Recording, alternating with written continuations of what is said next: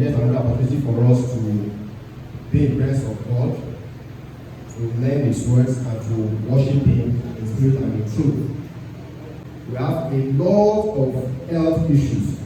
Some are upcoming, some are already established, and there are a lot of confusions regarding our health, so that if God wills, we will be able to live healthy life for as long as God wants us to be here on earth.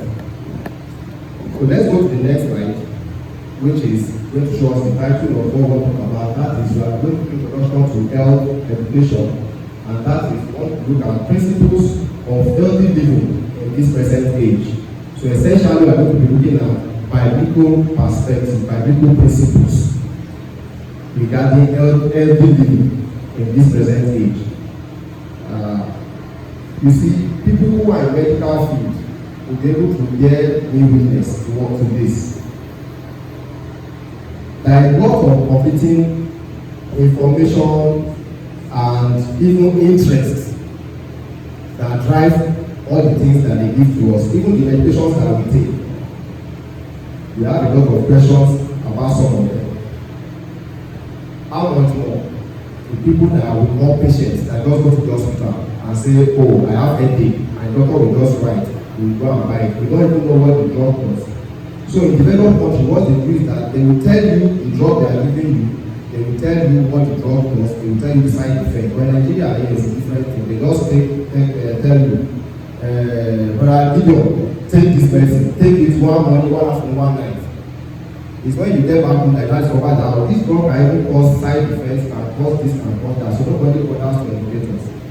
So that is why it is important for us as Christians in this present age to have information about a lot of things, so that we don't just go and take things that are harmless. You can skip the next slide, which is the outline, because that's not what I'm going to follow. So you can skip to slide number 5. Okay, definition. Very good. So how do they define health? So if they say somebody is healthy, what does it mean? It means a complete mental, physical, mental, and social well-being, and not just the fact that that person does not have a disease. So what I'm saying is, when they say somebody is healthy, it doesn't just mean that that person does not have malaria or typhoid or all these common diseases that we talk about. It goes beyond that and goes to the point that it talks about your mental health, your physical health, and even your social health. So somebody may be very strong now. As we are sitting down here, we can all stand up and sit down, stand up and sit down.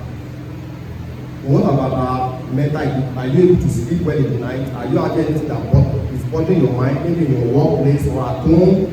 So health is a big issue, and that's the way we should all look at it. So don't just assume that you are healthy because you wake up in the morning and you do your hand like this. The hand can be lifted, the legs are okay.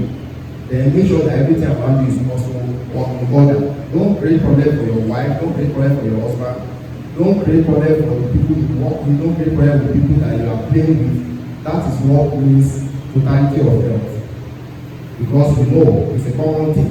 They say if you think too much, you are going to develop hypertension. So if somebody is giving you problem and you are thinking every time, then your problem will start to rise. So when you want to be healthy, you need to consider this. So that is the way the people that control.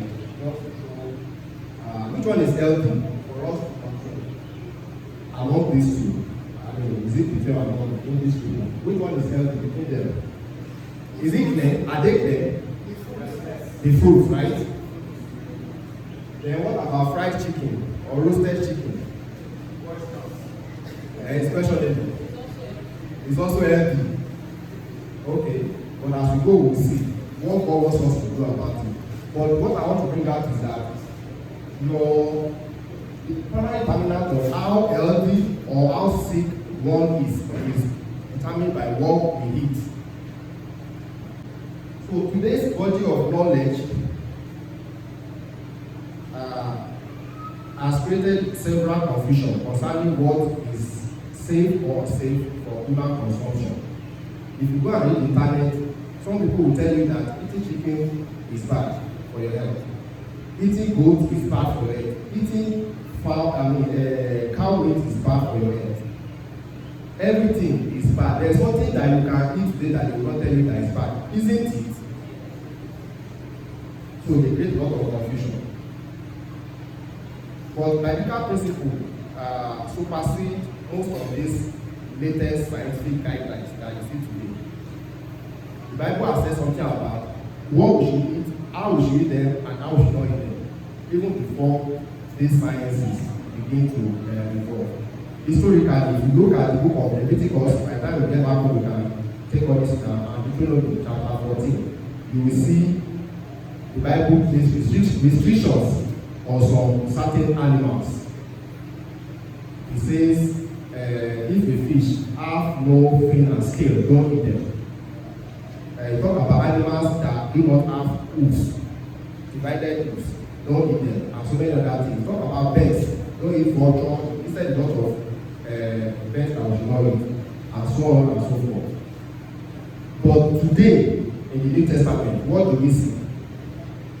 God showed Peter a dream, and he was sitting down to narrate how Peter, as a Jew, should accept Gentiles. And he said, kill all those animals and eat them. But they are the animals that God has told them before that they should not eat. And when God will respond, God said, do not take any animals of him henceforth, because all these animals were made by God and they are good.